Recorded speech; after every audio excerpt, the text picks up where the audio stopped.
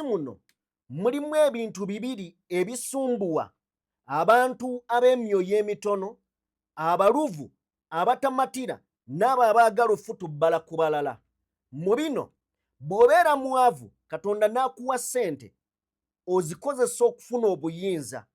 Singa obuyinza bukulema okubufuna, kitegeeza ogenda kukozesa ssente eri abo abalina obuyinza bakuume obugagga bwo. Anita Amongo kyamulemye.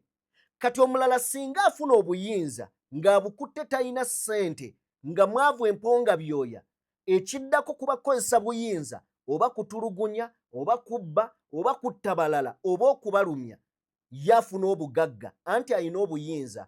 N'Abaganda ne bagunjawo enjogera egamba nti akuwa obuyinza aba akuwadde kulya. Ku bino Anita Amongo waliwo ebyamulemye okutegeera okutuuka mukama we bwe yamugambye owaaye, kati ebimu byesonyesa okutwa Anita Amongo.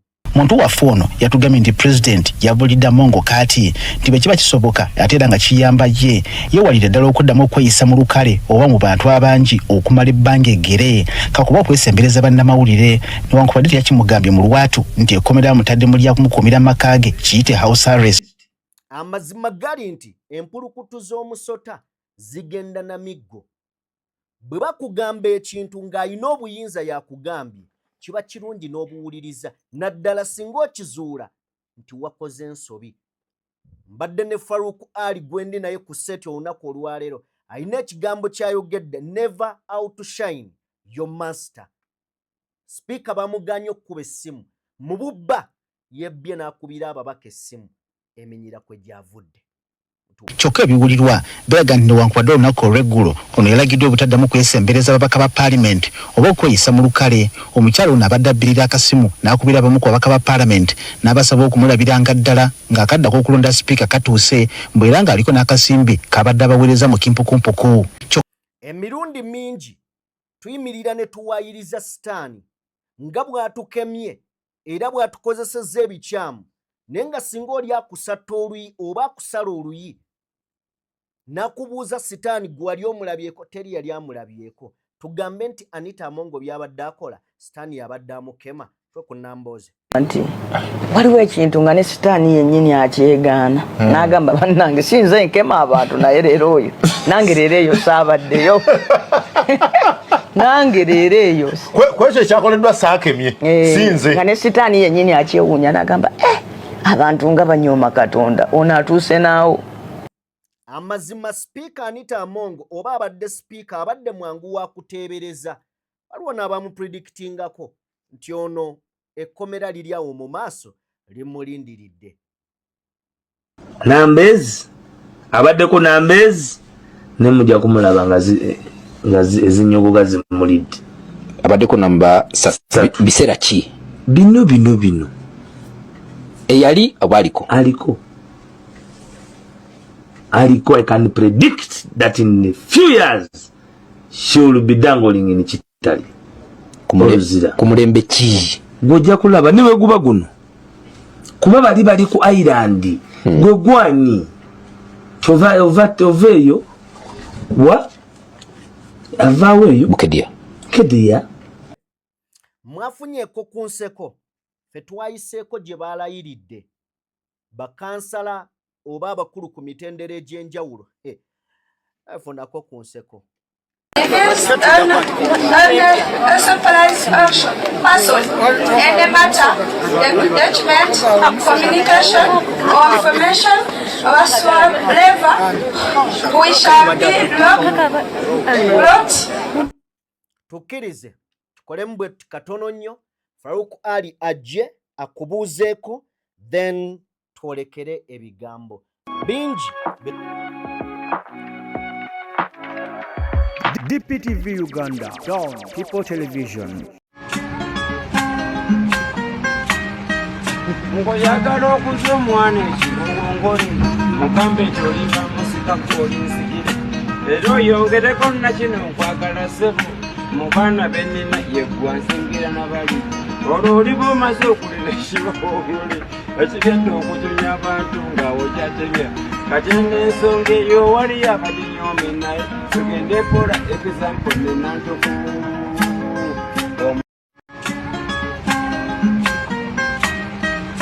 oyagala okuzwa omwana ekirungo. Weewaawo tumaanirizaako buli omu gy'osinziira okubeera ng'otugoberera. Webale nnyo, webalire ddala okubeera nga otwegasseeko mukadde kano. Ndi ne Farouk Ali. Ng'oyagala okuza omwana ekiwowongole, mugambe bugambi nti gwe oliba omusika alinsikira, oliba omaze okulera ekiwowongole. Tukwaniriza Farouk Ali to yet another edition of Anita Among. Tejja kuba edition. Mbaniriza bannayuganda mwenna abalaba channel eno Kabuna Mawanga, DPTV Uganda, channel y'ensonga gye musobola okukkiriza nti buli bw'onoonya update mu Uganda n'ebitambula amawulire gabeerako. Mujjettanire mu sharing information eno tuke buli ku Uganda ali concerned okumanya ebifa mu ggwanga Uganda. Babuuzaako yonna mu America, Boston, Shina Lubowa, Yahaya Kakembo UK, Mwami Kalisa, Ajati Sumaiya, muganda wange Umaru, mikwano gyaffe gyonna egitwagala, egitulaba tubaagala nnyo. Njagala bategeeza, kantandike mbategeeze nti buli muntu ayagala okugenda okunoonya akasente mu mawanga g'Abarabu, Qatar, Dubai n'ebitundu ebirala bannyinaffe emirimu gye giri. Farouk Ali mukubireko ku 0759 4918 oba 0759 y'Olungereza 49 1849. Tugende tukole tunoonyemu kasente. Anti tetuyina budde bitubya. 0759 49 18 mu Luzungu. Namba ya Airtel. Mu Luzungu 0759 49 18 49. Munkubireko tugende tukole. Tunagenda okudda ng'eggwanga likoze eki? Nga literedde. Mulirekerani. Mwagala ditulekera. Eggwanga likolebwa ebintu bingi. Abalwana balasobola okunoonya ssente nga bafandiika. So kyovolaba tuli wano naye aba diaspora bateekawo akasente. So buli muntu, everyone has a duty oba a role to play. So buli muntu tajja kuyinyigiramu. N'essente tuzeetaaga mu ki? Mu ggwanga. Mu struggle. So mutukubireko tugende tukole tunoonya akasente. Inside view eri ku Ntebe Road awo. Onoonyewo okusula, okwoyo okujja mu Uganda n'olumwa ebiku, n'otamanya nti ozze namu. Fo kirungi sente si nnyingi. Mutukubireko ojja kubanga alinga Las Vegas. Ku kifo ekirungi, Ntebe Road awo, just a few kilometers from the airport. Munkubireko Farouk Ali ku namba 0759 49 18 mujje musule ng'abakungu. Kale, ebimu ku ebyo bye tugenda okubeera nga tutunuulira. Paalamenti y'eggwanga Uganda eyolekedde okubeera ng'efuna sipiika omujja okwawukanako n'enkola eya bulijjo.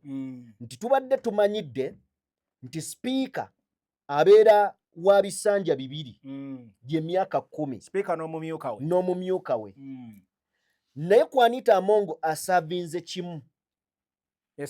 Era ng'abakulu abali mu buyinza bamaze dda okulaga replacement ye nga ye Oboth. Ekibuuzo kiri nti bannayuganda bo basanyufu ddala, basanyufu ku Anita Among ekyamukoleddwako olw'ebyo oba olyawo ebitatambula bulungi oba byabadde tatambuza bulungi. Then ekibuuzo kiri nti Farouk, Oboth ajja. Njagala nkyogere nga sitidde oba twagala oba tetwagala yagenda okubeera sipiika. Kubanga bali be balina majority. Right? Be balina omuwendo. Ngajja. Ali eyo bino yino bimanya. Agenda kugasa anaaba wanjawulo kwa Amongo. Kubanga mujjukire emabega ng'ayiirawo Mwami Museveni omubiri ku tteeka erya was it age limit? Term limit. Bali mu term limit. Okuggyawo ekkomo ku bisanja omukulembeze kw'alina okukoma. Omukulu oyo yakulemberamu. Farouk, tugenda kutandikira awo wennyini nnyini.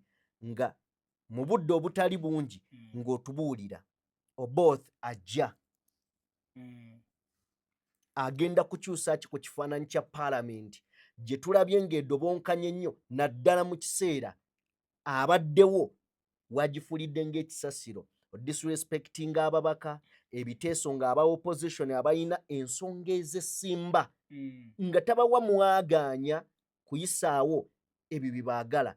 Oboth agambibwa okubeera nti yajja oyinza mwogerako otya n'okumutegeeza bannayuganda abali eyo abatannaba kitunuulira nga bakyali mu kkuba mbutu na kucacyanca olw'ebyo ebigenda mu maaso eri abadde sipiika Amongo.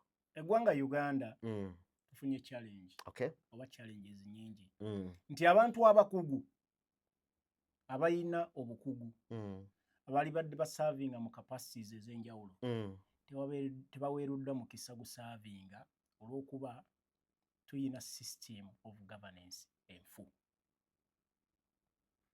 Leero bwe watunulidde Oboth Jacob wali mutunulidde nga omu ku baspeakers abali badde basinga okuba abalungi Uganda kakyebaawo. Statement njiddamu singa eggwanga libadde nga litambula bulungi mu system entuufu ey'obuyinza oba n'abantu obukugu bwabwe Oboth Jacob yali badde omu ku baspeaker bafiitinga obulungi on merit okubanga asobola okulondebwa nga speaker of the 12th parliament mu Uganda singa system of governance ebadde ekola nga system teri ku muntu omu nti yasalawo.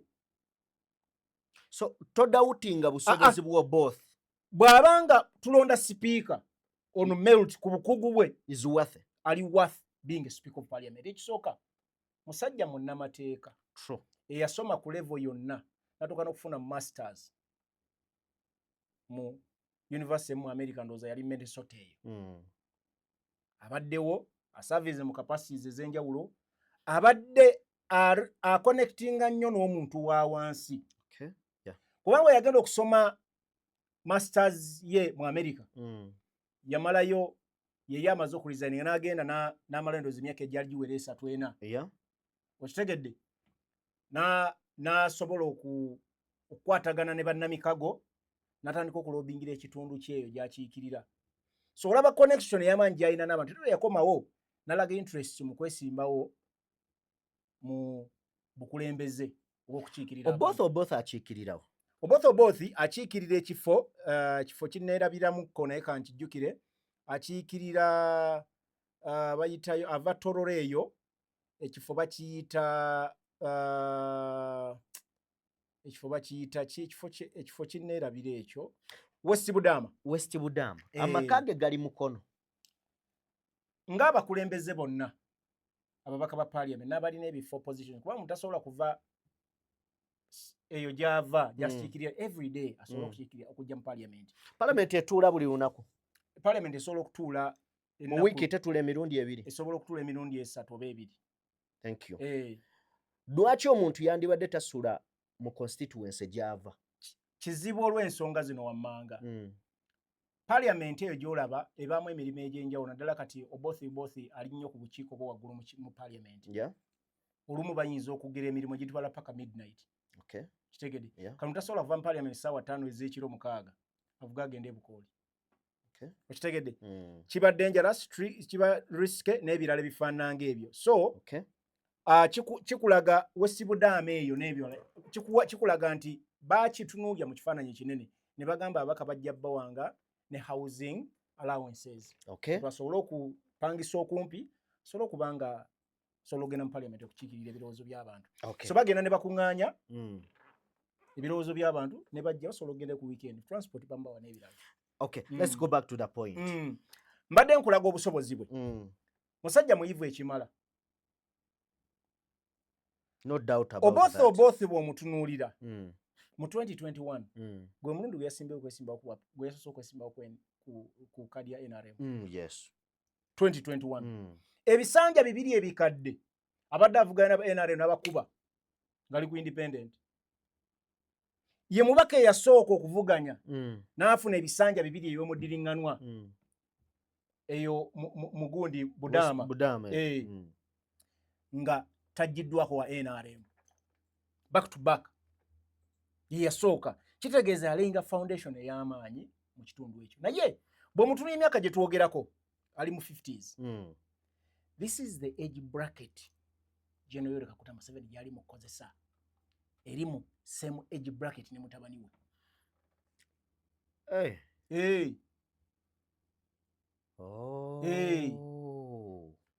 age bracket yonna njagala ogitunuulira eri mu kukola ne General Muhoozi Kende Lugaba. No one is exceeding emyaka 6. Era bonna boonalaba balina ebifo eby'amaanyi mu gavumenti ya General Museveni eno. Kati katuke tugenda ogeramu kubanga Jimmy oba oyagala oba toyagala tuliringa na transition weeri erimu kutekinga place. People are fighting okulaba nga bafuna obuyinza from General Kaguta Museveni n'ebibiina ebiranga ne bigamba nedda tubakuba busu tembufuna. So there is transition etegeezera twagenda okulaba nti abasirikale bonna abaali abakadde mu magye bonna bagenda mu retirement ezisinga zali even na forced. So these people are creating a new generation of leaders eri myaka age bracket etali far away ejiri mu age bracket ne mutabani wa Mwami Museveni oba okyagala oba tokyagala. Era ne speaker Anita Among abadde myaka egyo 50s batayebwa both olaba abakulira ebitongole ebyenjawulo poliisi biki ba DPC bani abakadde ba IGP bakatuba bano ba Katumba bano ba Ochola ono Sabiti Muzei Sabiti Muvu no si Sabiti Kayura bonna ne babazze mabbali abasinga babatwala ku by force. So both nga tumwogerako tosobola kukakkanya his level ey'okubanga asobola okuweereza nga speaker cause bw'omukompeyalinga today n'omugeragana Anita Among gwe twogerako abaddewo emyaka 5 nga newankubadde abaddeko speaker still today you can say both is better than Anita Among newankubadde tanaservinga mu kifo kya speakership. Amazima gali nti both tannaba kujja naye tosobola mukompeyalinga. Omanyi lwaki for that nyinza sigezaako okuteekawo argument nengezaako okutunuulira a man atali wa NRM nga wa independent ne bamugamba jangu oleete ensonga eno ku fulo ya parliament ey'okugjawo term limit y'omu ku bagisuutasuuta okitegedde ayinza okuwa endowooza nti abaddenga wa independent but all his mind cause tebasobola kuwa ojotembeete ensonga yaabwe nga bamanyi toli ku saidi yaabwe tekisoboka but yagireeta ali bw'atyo.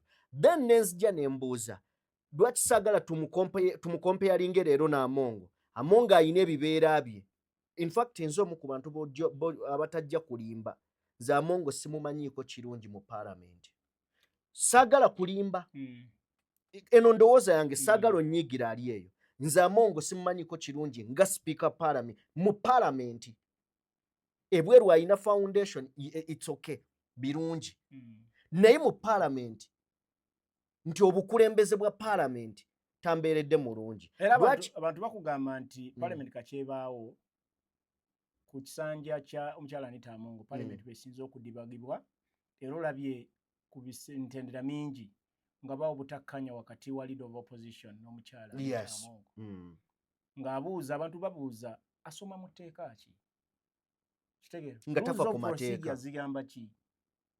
So kakati mbadde ngamba nti nze mbadde saagala tukompeyalinga ennyo both nono nga nkijja ku kino kye nkugambye nti bw'aba yaleeta kino leero ng'abakulu gwe baleeta bw'anaatuuka n'atuula wano cause ye tetunnamulabako.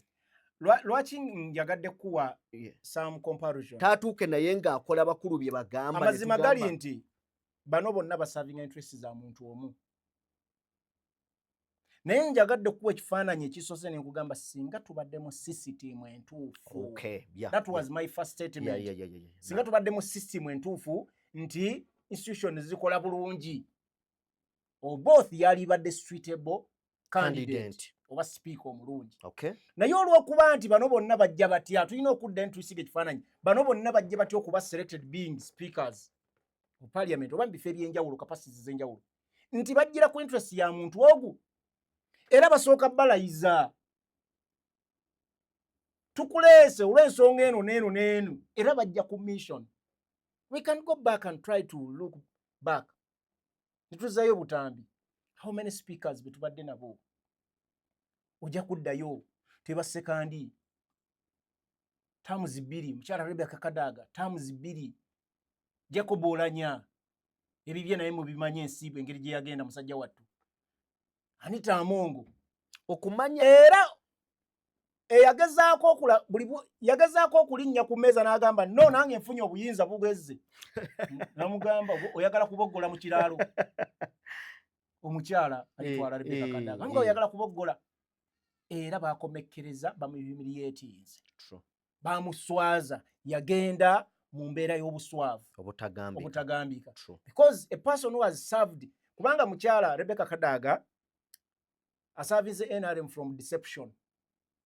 Beba pioneer bekibiina kino ekya NRM. Kitegeeza yali mutuufu okulwanirira kye yali agamba. Nanga agamba nkoze kino. Second Vice President mwamugira omwami Kigongo. Mwamulwanirira kati nze munkoze mutya. Nganze temunsiimye. Munkoze mutya. Namugamba nedda ssebo. Kituufu okoze but you're not part of us. Bayina kakku kaabwe. Ojja tukolera bukolezi. Okay. Yendowooza ku oboth. Katulinde obuweereza bwe. Obuweereza bwe tebujja kwawukana ku bw'abalala. Ebimu ku ebyo nkimanyi agenda kubeera ng'ali ku interest za NRM. Nyina akantu ke mbadde njagala okusigira katono ku both. Okay. In a minute. Bw'omukomparinga n'omukyala Kadaga bw'otuna mu kifaananyi ekinene. This gentleman bw'omulaba level of education. Yes. Ne capacity mwasavinze. N'ebirala bye tusobola omutunuulirako. Ajja n'ekifaananyi eky'omuntu ali clean. Tabaddeeko mu ssaga yonna. Nti oba baamukwatidde wano, nti oba yakyankalanye n'ono, nti oba yabbye kino. He's a clean man. Yeah. Kakati, lwaki baleeta clean man? To clear bino byonna ebibaddewo. Anita Amongo, osanga baali badde bakyasobola omumusigaza. Naye there is pressure on the international community. Okay. The policy makers baamuteekako denvumbo. Tosobola kuba na mukulembeze wa masiga asatu eggwanga kwe liyimirira ate alondoola alina okuba akola accountability ku masiga gali abiri kubanga parliament eno eyitamu ssente nyingi eziva mu bavujjirizi. Otegedde? Kakati bagamba nti temutumukkiriza mubbi ate okyayagalayo ssente mu bbo oyina obbalaga nti bye mutakkiriza bakama bange nzikakkanye ono agende. Ne bamusiiga n'ekifaananyi ekirala ennyo katumunoonyerezeko tubadde tukyataddewo abanoonyereza tumukutte musimbi agulina mubbi. Tugenda tuukawo. Kale kakati ensonga nga tugitadde ebbali. Waliwo ekintu ekinconfusinga. Simanyi oba ndi mukyamu but ojja kumpabula n'abali mujja kumpabula. Bw'olaba amaanyi agayanjudde oboth njagala kubeera mulambulukufu. PLU si kibiina kya byabufuzi. Ne akikulira chairman waakyo talina kuba mu active politics. Munnamagye talina kubeera mu active politics nga bw'oyogedde. But influence gye balina mu byobufuzi by'eggwanga gy'alina ng'omuntu nti asobola okukeera ku makya n'agamba internet egenda kuvaako and indeed nevaako. N'agamba nti gundi ajja kukwatibwa ne bagamba akwatiddwa. Internet eddeko ne bagamba ezzeeko. N'agamba kati nze nsazeewo Amongo agenda kuvaako. And indeed. Era ne bakugamba nti Kabanda yagambye nze ntumiddwa mukama wange CDF General Muhoozi ku biragiro bya General Yoweri Kaguta Museveni. Nti General Yoweri Kaguta Museveni alonze Oboth. Then ekibuuzo kyange ne kijja. Tuli mu ggwanga kikaaki? Nkibuuza gwe Farouk. Tuli mu ggwanga kikaaki? Nga state erinamu, in fact tuyina state within state. Nga ekibiina ekitali kiwandiise mu ggwanga kisinde nga mukama waakyo ali mu magye kyekisalawo ebintu byonna ebitambulirako eggwanga olwaleero. Njagala kubuuza mu bufunze, eggwanga bwe liti bw'erina okutambula kino okiraba oti mmwe abantu abali omusanyukira Amongo, but mwe Amongo okugenda kuno waliwo bye muyina okutegeera. Farouk agambye nti waliwo okukyuka kw'obuyinza. Transition. Kati Jimmy, njagala otandikira nze kinnumya omutwe okulaba nti omuntu awa ebiragiro mu mateeka tateekeddwa. Kati ekiriwe amazima gali nti bannayuganda okujjako nga twewugulaza oba nga twefuula abatalaba. Yes. We are under abnormal circumstances. Tuli mu mbeera etali ya bulijjo. Politics at play. Si ye politics bwe twogerako ensi kw'erina okutambula. Oli politics.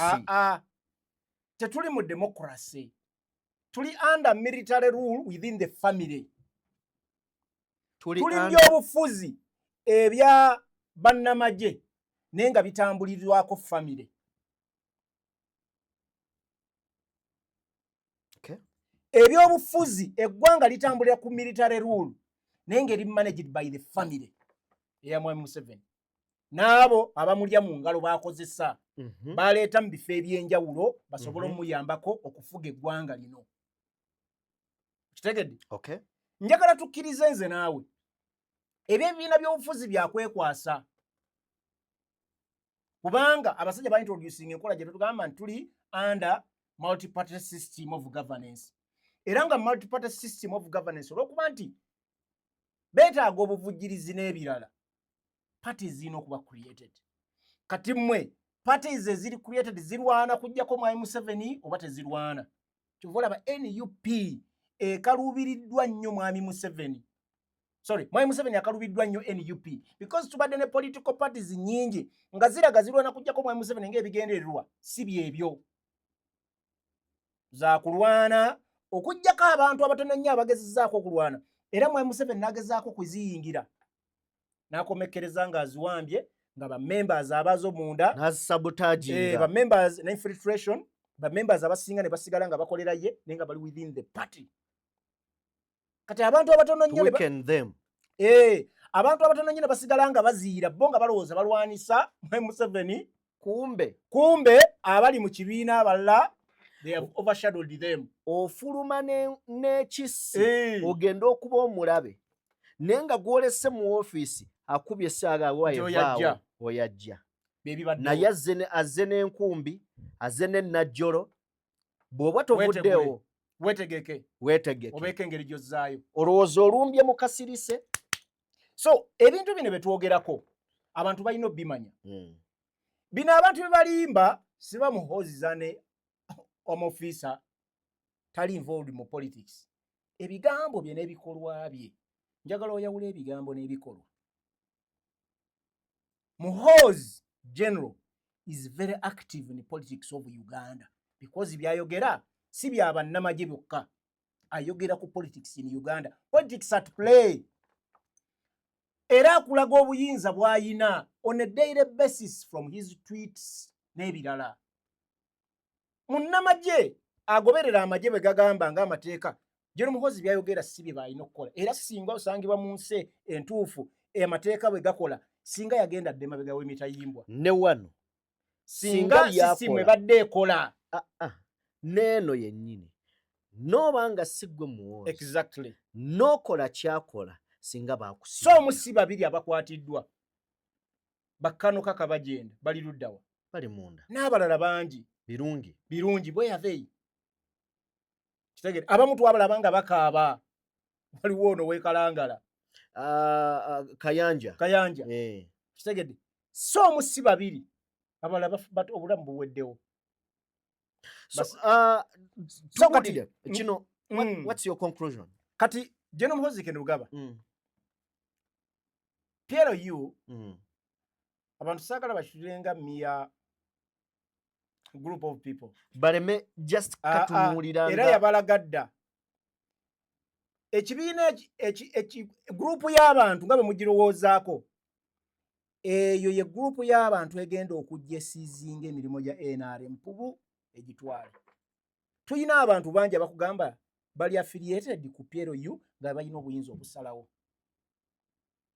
Njagala olaba amaanyi Kabanda gaalina ssaawa zino era mbadde nkugamba wali ne nkugamba Kabanda y'omu ku bantu abagenda okusibwa n'amaanyi amangi singa gavumenti ya Mwai Museveni baate bannagiwunzika.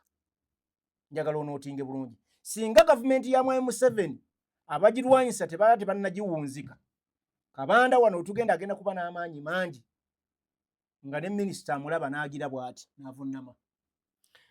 Ekintu ekyo nakikakasizza okuva we nalabye David Kabanda nga introducinga Oboth minister naye Oboth n'aba abaddewo bonna ng'olabira ddala amaaso ku Kabanda yatuuse n'obbagamba President Museveni bw'aba agambye ekintu n'asalawo nti Oboth gwowa NRM oba minisita obaani toyina kyoddamu. Anti NRM eyo giraba obukulembeze bwa Museveni bubaddewo buli period wabeewo abantu abalina amaanyi ag'enjawulo nga tasobola gamujjako era bamuwa amaanyi nga tasobola kukola ki gamujjako. Soko twakatambika Kabanda ako. Come. In this country, what is causing the problem is what people who want to be what they are not.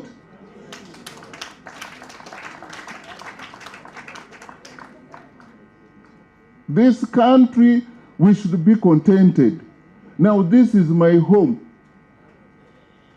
I have no fear when you come here and judge me that the house looks bad. Am I coming to sleep at your house?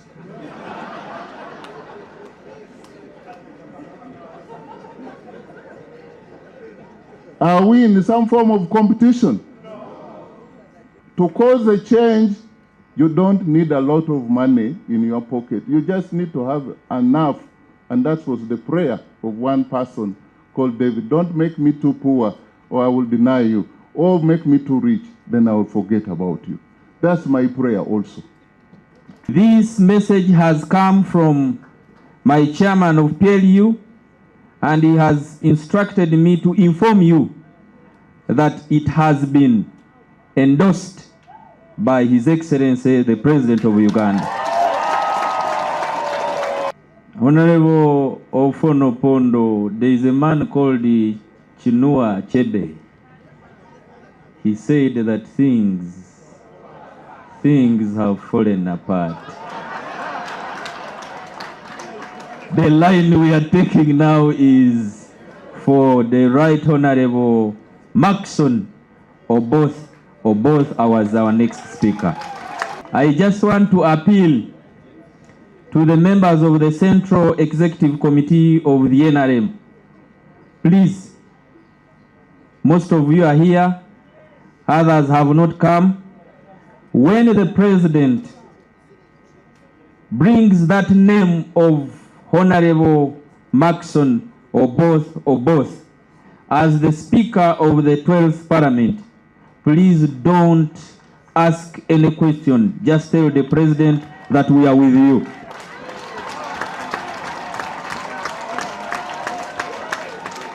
And for us in the caucus, we shall be ready to support the endorsement of the Central Executive Committee. So, Honorable Kabanda, I got a call that kakati ebigambo ebyo biwulidde ebigambo ebikulaga transition gye nkugambyeko era waliwo statement ze twayogerako luli ne tugamba abakulu balina enteekateeka gye bateekateeka whereby parliament erina amateeka ge yagala okuleeta nga president baagala mulolera mu parliament. Anita tenaye oba time gye baamuleetera n'okubaako byatuukiriza ewedde omuntu ayinza okigamba used and dumped naye saagala nze kitwala bwe ntyo bakiyita contract ye eweddeko. Kati ye let me give you an example Jimmy. Ojja ku mulimo kampani gy'ozza okukolera eba ne mission ebigendererwa eba ne plan tugeze ya myaka 2 n'ekufuna mu bukugu bwo ne bagamba ono obukugu bwe mu kino bujja tutambuza bwe bamala okyakiivinga nga balaba plan eddako eyo obukugu tobuyina tebakwongera contract they can't hire someone ayina obukugu bwekyo ekibongerayo gye balaga. So kyekiri ku Anita Among kati ye teyamanya mission ya company gye bayita NRM. Kitegedde ye yalowooza akoze nnyo bamusiima n'ebigenda naye waliwo ebintu byenjagala okunokolayo obitegere Jimmy. These are very serious issues. Bannayuganda ze njagala bategere omanyi ffe bannayuganda tukyatwala nnyo ne tusanyuka nnyo ebintu ebimu tubitunuulira mu kukyamuka obukyamusi ne twagala era tuyige. Amazima gali nti waliwo ebintu ekifaananyi kye bagezaako okusiiga Anita Among simuwagira siri muwagizi wa NRM. She's not my favorite speaker. Naye these are facts zenjagala bannayuganda bamanyi zisigala on record. Office ya speaker buli financial year speaker yekka aba ne budget almost 19 billion. Speaker yekka mu office ya speaker si parliament kubanga parliament erina bilioni 8 ku kawumbi ne office ya speaker erina 19 billion. Speaker ayina sente z'ogabako eziwera bilioni 2 oba 1.7 something oba 2 bwe wati zaggabako. Speaker pa DM buli bwafuluma eggwanga kebagwanga aka allowance nga bagamba nti omuntu agenza kukola bamuwa $1,000 ze milioni 3.6 every day. Buli bwatambula n'abanga afulumye mu bitundu ebyetoolodde wano Uganda aba ne milioni 3.6 ku nsanvu ezo ng'afulumye wabweru padde bazimusasula waddembe oba ataliddeko baki naye nga na transport allowances bazimuwa ezo zibanga upkeep nga bw'ogamba omwana ogenze ku ssomero ebbiri zizo ojja kulyamu ebindaazi. Wano mu Uganda $5,000 gimwokya buli lunaku every day. Kakati speaker office ye ya 19 billion gye kugambe yamanyi bwazi spendinga waddembe okusasulako bayagadde n'afisa za afisiza. Kyogamba omuntu ali kweyo level buli mwaka nga afuna 19 billion tasobola kugula Rolls Royce. Asobola. Asobola. Ne bwagamba mu mwaka ogwo abaddeko emyaka 4 tasobola kugula Rolls Royce. Bwaba speaker tasobola no let me jimereka kino kikati bwaba speaker tasobola kugula Rolls Royce ku level ono nkugambye ye kalabalaba wa masiga gali abiri yasalawo budget ekolebwa mu parliament eri approved by parliament. Mwamu 7 supplementary budget zonna zaatutte zibadde zisibwa mu parliament eza billions and billions of money olira mwamu 7 yasabye supplementary budget ya bilioni 5. Omuntu ayinza okugamba Farouk nti yes kyoyogerako kituufu naye bwe tutandika okubala investments za speaker ezizze ne batuuzaawo aigiggi bamugamba atuwe buli kimu. Wawulidde meeting eyabaddewo bwe bamubuuzizza annyonnyole emmotoka eno yazze etya n'emulema okunnyonnyola. I think amawulire agamu ga bulimba kubanga onoonya ani agannyonnyola. Then lwaki emmotoka eno yaddusiddwa? I want you to hear me very well. Mwami Museveni mu nsi yonna nakugamba yasinga propaganda blackmail n'okulimba. Okay. Bw'aba alina kyayagala okugusa asobola okukuba amawulire n'ogwa within a few minutes. Njagala ogende ku media stream channels zonna. Engeri gye ziri mu kuba mukyala Anita Amongo linga zibadde zimusuuta. Njagala nkwotinge bulungi, I'm not defending Anita Amongo. Tugeza ndi mu kusika kifaananyi ekiri factual. Information yentuufu. Jimmy, mu Uganda gye tulina, who is the Minister of Finance? Kasaija. Mwami Museveni, by law. Kasaija kifaananyi kye. Nga bw'olaba leader of opposition Rope bw'atula mu kifaananyi kya Kyagulanyi mu parliament. Ebirowoozo byaleta biba byani? Bya Kyagulanyi. Bya Kyagulanyi Robert Ssentamu His Excellency. Yeah. Mwami Museveni bamala okuyisa budget agitunulamu. N'agamba zino ssente muzikansolinge zino sintuufu. Mugizeemu gitunulemu gikomyewo. Kyajjukira gye basembayo kola. Ya Roko. Omwajjira ssente za Roko. N'agamba bagizeewo bagitereze. Tebagizaayo. Bongere Roko ssente. Supplementary abaka zibadde bakaayanako bulijjo. N'agamba tebajja ziisa. N'agamba abaka ba NRM make sure that budget is through. Bw'abanga ssente Anita Amongo z'abadde akozesa. Anita Amongo ye governor wa Bank of Uganda. No. Ye Minister of Finance. Nedda. Yayina penny esembayo eyisa budget. Nedda. Ssente zafuna abadde ayina wazibba. Batuwadde kifaananyi. Nti waliwo abakungu ababadde bagenda ku CID nga baloopa n'okuwa okwemulugunya ku ssente zaabwe ziba zibatwaliddwako. Batya kakati ulize ebigambo bino njagala obigulirize bulungi. Anita Amongo alina obunafu ng'omuntu bwe njagala nabo kubuulira. Okay. Anita Amongo office alina ebintu bingi byagifuniddemu mu bbanga ettono. Olwa accountability engeri gy'akozesezaamu ssente. Ne kibanga Jimereka nkuwa example. Mwami Museveni wabadde atwala abadde okke Anita Amongo okutwala. Mwami Museveni yenga tatubuulirako. Bilioni 2 plus zakozesa on a daily basis. Mwami Museveni Rolls Royce yagigula mu nnaku mmeka? 2. Alina benzi gy'atambuliramu. Eyinza okukubisa mu mmotoka Anita Amongo emirundi ng'ena. Is a fount of honor. It's okay. But yabadde asayininga ku ssente zino eziyisibwamu. Kankubuulirako ekirala. Don't you think, cause kino ekintu okiraba? Okusinziira ku nze, it's not about Rolls Royce.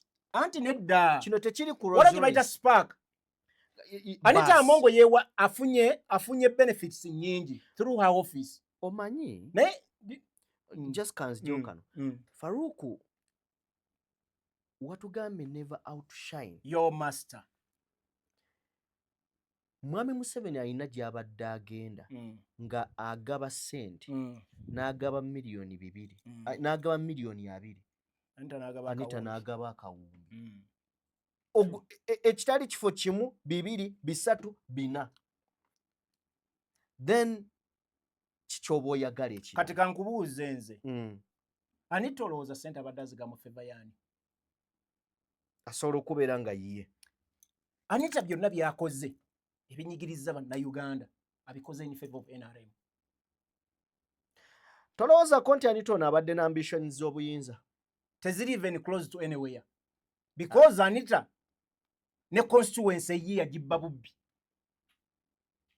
Bw'aba amama mbabazi yatasobola convincing bannayuganda kufuna buyinza. What about Anita Amongo? Jimmy, I want you to look at a bigger picture. Bw'aba mama mbabazi teyasobola convincing bannayuganda kufuna buyinza. What about me Anita Amongo from Bukedea? Wansabye abadde yagamba wali. Are you aware of the meeting eyali mu state eyo? Meeting na Julia naye njagala kubuulira. Etaawo saagala nnyo ogendere ku propaganda wa Mwami Museveni ne banne abaspreading amawuli out here.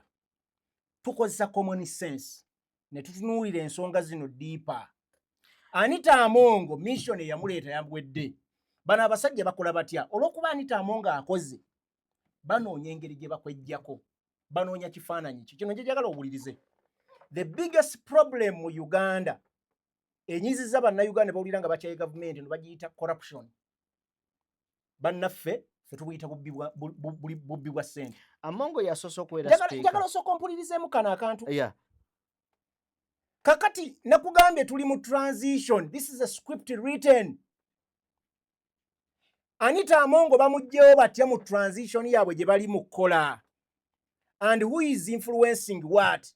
Kyova olaba buli woolaba amapesa aganyigibwa erinnya lya General Muhoozi lye lisooka. Yatumye Kabanda.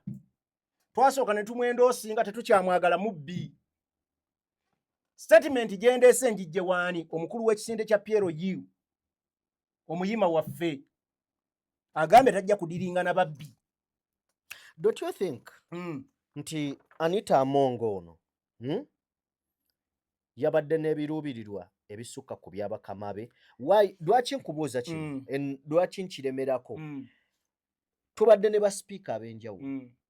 However much Rebecca Kadaga tewali asobola kubuusabuusa nti baamutwala bubi. Naye nga teyamaliriza nga Amongo. Anti abantu balina enkola gye bakolamu ebintu byanjawulo. Leka nkuwe example. Mbadde nkugamba. Abantu abaddeko ba speaker bakwalinze wealth mungi. Nza n'okusanga Anita Amongo tajja ku level ya Rebecca Kadaga mu bintu byafunye. Okitegedde? Kubanga Anita Amongo twogerako wa myaka emeka? Ena. Rebecca Kadaga atandika NRM from deception. N'asavinga mu bifo eby'amaanyi byonna ggwe by'omanyi. Owulira ssebo? N'abeera speaker emyaka emeka? Ebisanja 2 emyaka 10. N'abeera omumyuka speaker emyaka 10. Kati ye myuka wa prime minister owokubiri asooka gundi mu East African Affairs. Kyogamba ng'ayina n'ebiwerekerwako. Kyogamba omuntu akoledde emyaka 2 with benefits zonna ne budget endala yagiyina nnene. Kyogamba ali bubi. Enjawulo eriwo. Jimmy, you've seen rich people. N'abafunyeemukko ku busente. Enneeyisaayo kye kikulu. Some people bali reserved. Anita Amongo ekimuleetedde obuzibu kwemulisa. Buli kike bakimanyi. Kubuuzizaako wano lwaki omuntu aba n'ennyumba 2 within mu bitundu ebitali byawala. Nkijjukidde okitegedde? Omanyi nkifumiitirizaako ng'omaze okyoga. N'afuna n'obuzibu. Byafuna ate bano baatwala babiggulewo. Ne bafuna n'ensaalwa. Walalabyeko anti wuliriza. Walalabyeko omuntu aba n'essente katasobola kugula mpale. Ne n'Amongo naye alimbamu. Ne bafuna n'ensaalwa. Jimmy, omanyi abantu abagagga nga tasobola kunyuma kwambala lugoye n'anyuma. Banji. Ng'ayambala bisaati awo. N'osanga atalina nnyo ssente ng'anyuma. Some people they are well, balina ssente, ne ssente ebyo zikolamu tebabimanyi. Kale, speaker tumuleke okujjako ng'olina akataleke kaku kati mbadde njagala kumaliriza yabadde ku obuyinza Pierre bweyina mu nsonga zino. Kati mbadde nkusigira ekifaananyi ekikonkuluding awo nti Pierre Yugwe twogera ku General Muhoozi Kene Rugaba. Yes, that's the point. Yeah. Muhoozi bamuleeta baagala muleeta musiiga kifaananyi. Batandika ddo kyajjukira abasirikale be bagamba nti yabakutte mu corruption scandals. Era nga ayagala kusiiga ekifaananyi nti nze ekizibu kye mulina mu ggwanga lino bwe mumpa obuyinza n'ezijanga president ninda kirwanyisa. Simba wakati.